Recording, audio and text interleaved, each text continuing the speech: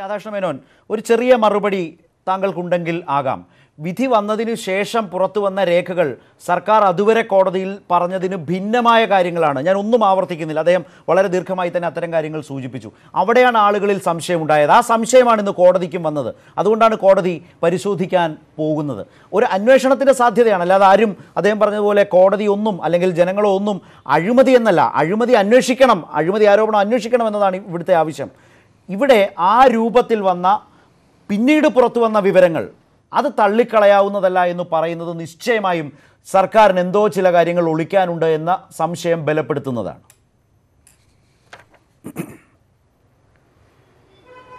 അല്ല, ഇവിടെ ഞാൻ നേരത്തെ പറഞ്ഞത് തന്നെയാണ്. അതായത് ഇത് പ്രതിരോധ മേഖലയുമായി ബന്ധപ്പെട്ട കാര്യമായതുകൊണ്ട് കാലങ്ങളായി സ്വീകരിക്കുന്ന കീഴ്വഴക്കമനുസരിച്ച് കാലങ്ങളായി സ്വീകരിക്കേണ്ട സീക്രസി കാത്തുസൂക്ഷിക്കാൻ ബാധ്യതപ്പെട്ട ഗവൺമെന്റ് ആ കാര്യങ്ങൾ കോടതിയിൽ ബോധിപ്പിച്ചു.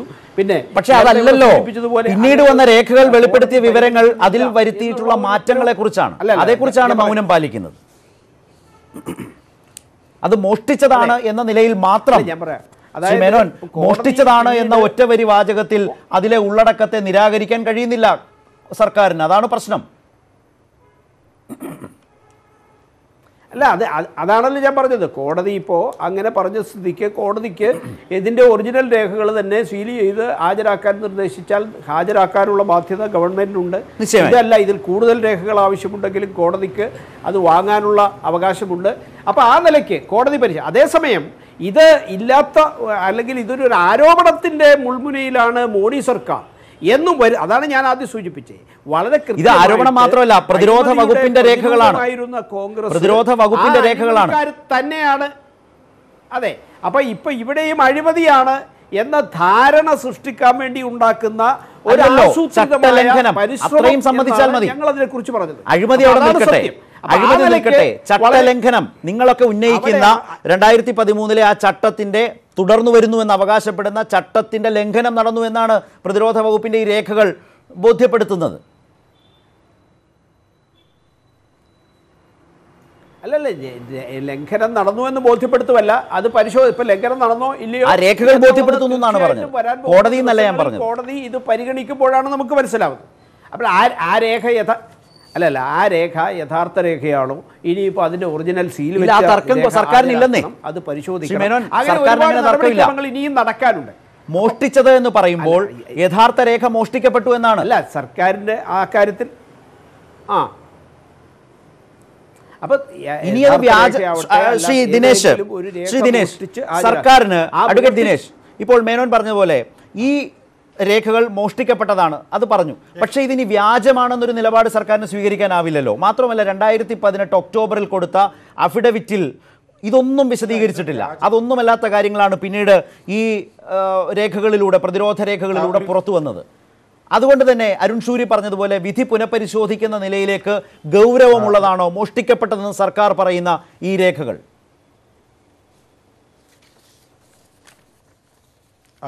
രണ്ട് കാര്യങ്ങളുണ്ട്. ഒന്ന്, ഈ രേഖകൾ വ്യാജമാണോ എന്ന് സർക്കാർ ഒരിക്കലും പറഞ്ഞിട്ടില്ല. കാരണം വ്യാജരേഖകളാണ് എന്ന് സർക്കാരിനൊരു വാദം കോടതിയുടെ മുമ്പിൽ ഇല്ല. ഇത് ഔദ്യോഗിക രേഖകളാണ്, അതുകൊണ്ട് ഔദ്യോഗിക രഹസ്യ നിയമം അനുസരിച്ചിട്ട് ഇവരെ പ്രോസിക്യൂട്ട് ചെയ്യണമെന്നാണ് കോടതി പറഞ്ഞിട്ടുള്ളത്. അപ്പോൾ ഈ രേഖകൾ വ്യാജമല്ല, പക്ഷേ ഇത് സ്റ്റോളൻ, അത് മോഷ്ടിക്കപ്പെട്ട രേഖകളാണ്. ഒറിജിനൽ ആയിട്ടുള്ള രേഖകൾ മോഷ്ടിച്ച് പത്രത്തിൽ പ്രസിദ്ധീകരിച്ചു. അപ്പോൾ ആ ഒരു വാദം സർക്കാരിനില്ല. അതുകൊണ്ടാണ് ഒഫീഷ്യൽ സീക്രട്സ് ആക്ട് വരുന്നത്, ഔദ്യോഗിക രേഖകളായതുകൊണ്ട്. അത് തന്നെ മനസ്സിലാക്കണം. അപ്പോൾ അത് വ്യാജമാണെന്നുള്ളൊരു ഒപ്പീനിയൻ സർക്കാരിനില്ല. രണ്ടാമത്തത്, കാലാകാലങ്ങളിൽ കോൺഗ്രസ് ഗവൺമെന്റ് തുടർന്നു വന്നിട്ടുള്ള അതേ നിലപാടാണ് ആയുധ ഇടപാടുകളിൽ ഞങ്ങളും സ്വീകരിച്ചു വന്നിട്ടുള്ളത് എന്നുള്ളൊരു അഡ്മിഷനാണ് ശ്രീ രാധാകൃഷ്ണ മേനോൻ നടത്തിയിട്ടുള്ളത്. അത് അദ്ദേഹത്തിൻ്റെ പാർട്ടിയുടെ നിലപാടാണോ എന്നും എനിക്കറിയില്ല. പക്ഷേ അദ്ദേഹത്തിൻ്റെ വ്യക്തിപരമായിട്ടുള്ള നിലപാടാണോ എന്നും അറിയിട്ടില്ല. പക്ഷേ തീർച്ചയായും ആയുധ ഇടപാടുകളിൽ സുതാര്യത വാഗ്ദാനം ചെയ്തുകൊണ്ടായിരുന്നു ഇവർ ഒരു വാഗ്ദാനം ജനങ്ങളുടെ മുമ്പിൽ വെച്ചിട്ടുണ്ടായിരുന്നു. പക്ഷേ കാലാകാലങ്ങളിൽ ആയുധ ഇടപാടുകളിൽ സ്വീകരിച്ചു വന്നിരുന്ന അതേ നിലപാട് ഞങ്ങൾ സ്വീകരിക്കുന്നു എന്ന് പറയുന്നത് തികച്ചും അപഹാസ്യമായിട്ടുള്ള നിലപാടാണ്. മറിച്ച് അത്തരത്തിലുള്ള അഴിമതി ആരോപണങ്ങൾ വരുമ്പോൾ നമ്മൾക്ക് എല്ലാവർക്കും അറിയാം ഇതിനകത്ത് അഴിമതി ആരോപണമുണ്ട്. കോടതിക്ക് തന്നെ കൃത്യമായി പറഞ്ഞിട്ടുള്ള പ്രാഥമികമായിട്ടുള്ള ഒരു വിലയിരുത്തൽ ഇതിനകത്ത് നടത്തിയിട്ടുണ്ട്. പിന്നെ ശ്രീ രാധാകൃഷ്ണൻ എന്നോട് ചോദിക്കാനുള്ള ഒരു ചോദ്യം എന്ന് പറയുന്നത്, ഇതിനകത്ത് നാളെ അഴിമതി ആരോപണം ഉണ്ട് എന്ന് കണ്ടെത്തുകയാണെങ്കിൽ, അദ്ദേഹം ഇതിനകത്ത് അഴിമതിയില്ല എന്ന് 100% ഉറപ്പിച്ചു പറഞ്ഞിരിക്കുന്നു. നാളെ ഇതിനകത്ത് ഉണ്ട് എന്ന് കണ്ടെത്തുകയാണെങ്കിൽ അദ്ദേഹത്തിന്റെ രാഷ്ട്രീയ പ്രവർത്തനം അവസാനിപ്പിക്കുമോ? അതൊരു വലിയ ചോദ്യമാണ് ശ്രീ മേനോൻ. അദ്ദേഹത്തിന് അത്ര ബോധ്യമുണ്ട് ഇതിലൊരു അഴിമതി ഉണ്ട് എന്ന്? അല്ല, ഇത് സംബന്ധിച്ച് അത് ഓരോരുത്തർക്ക് അത് അവരവരുടെ വിശ്വാസങ്ങളിൽ ഉറച്ചു നിൽക്കാനുള്ള അവകാശമുണ്ട്, അതിനെയല്ല. പക്ഷേ ഈ വിഷയത്തെ സംബന്ധിച്ച് അഴിമതി ഉണ്ട് എന്ന് ആരോപണം ഉന്നയിക്കാൻ അല്ല, അത് തെളിഞ്ഞാലത്തെ അവസ്ഥയെക്കുറിച്ചാണ് അദ്ദേഹം ചോദിച്ചത്. എന്നതിനപ്പുറം ഇതിന്റെ യാഥാർത്ഥ്യങ്ങൾ പുറത്തു വരും. തെളിഞ്ഞാൽ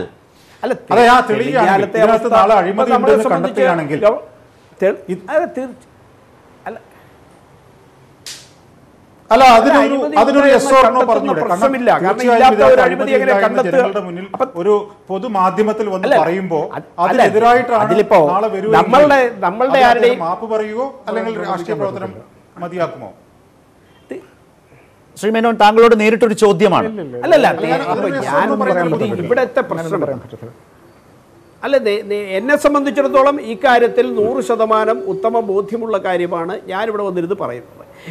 നരേന്ദ്രമോദിയുടെ ഗവൺമെന്റ് അധികാരത്തിൽ വരുന്ന അത് ഈ വക കാര്യങ്ങളിൽ സുതാര്യമായ സമീപനം സ്വീകരിക്കും എന്നാണെന്നാണ് ഇവിടെ പറഞ്ഞത്. അപ്പൊ സുതാര്യമായ സമീപനം സ്വീകരിക്കാൻ കഴിയുന്ന മേഖലകളിൽ തീർച്ചയായിട്ടും സുതാര്യമായിട്ട്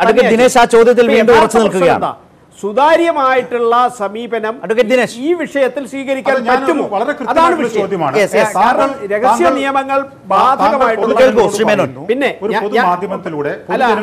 ഇവിടെ അഡീഷണൽ ആയിട്ട് വാങ്ങിയിട്ടുള്ള ഇതിനകത്ത് ആർക്ക് വേണ്ടിയാണ് ഈ ആരോപണം? വിദേശ പാകിസ്ഥാൻ അടക്കമുള്ള ആളുകൾക്ക് ഈ കാര്യങ്ങളെ കുറിച്ചിട്ട് ചില കാരണം ഈ മേടിച്ച ആയുധത്തിൽ എന്തൊക്കെയാണ് അതിൽ അടങ്ങിയിട്ടുള്ളത്, അതിന്റെ സീക്രസി തീർച്ചയായും അത് കോടതി പരിശോധിക്കട്ടെ. ശ്രീ മേനോൻ ബി.ജെ.പി. ആത്മവിശ്വാസത്തോടുകൂടി പറയുന്നു. ശ്രീ മേനോൻ, ഒറ്റ മിനിറ്റേ ഉള്ളൂ നമുക്ക് അക്കാര്യത്തിൽ നഷ്ടപ്പെടുത്താൻ, അതുകൊണ്ടാണ്. ശ്രീ മേനോൻ, അതായത് ബി.ജെ.പി. ആത്മവിശ്വാസത്തോടുകൂടി പറയുന്നു, പ്രധാനമന്ത്രി പറയുന്നു, അത് താങ്കൾ ഏറ്റെടുക്കുന്നു.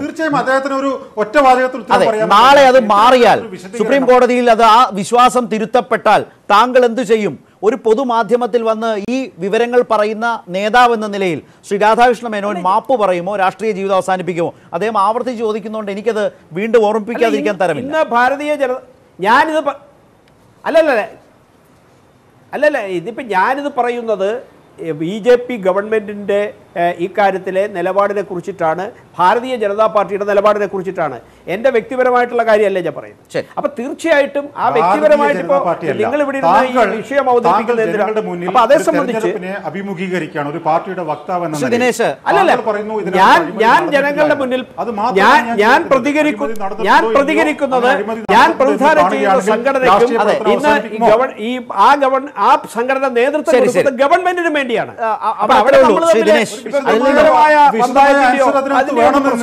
അങ്ങനെയാണല്ലോ ചർച്ച ചെയ്യുന്നത്.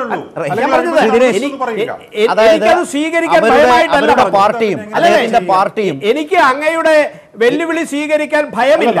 പക്ഷേ വിഷയത്തെ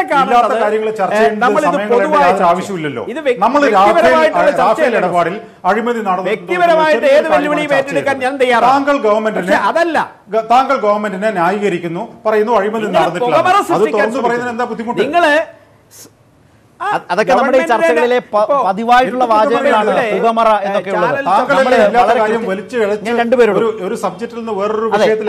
അതുകൊണ്ട് തന്നെ ആ വിഷയമേ വിടാം. കാരണം പുകമറ എന്നൊന്നും ഇതിലില്ല. കാരണം സുപ്രീം കോടതി വളരെ കൃത്യമായി പറഞ്ഞ കാര്യങ്ങൾ മുന്നിൽ വെച്ച് മാത്രമേ നമ്മൾ സംസാരിക്കുന്നുള്ളൂ.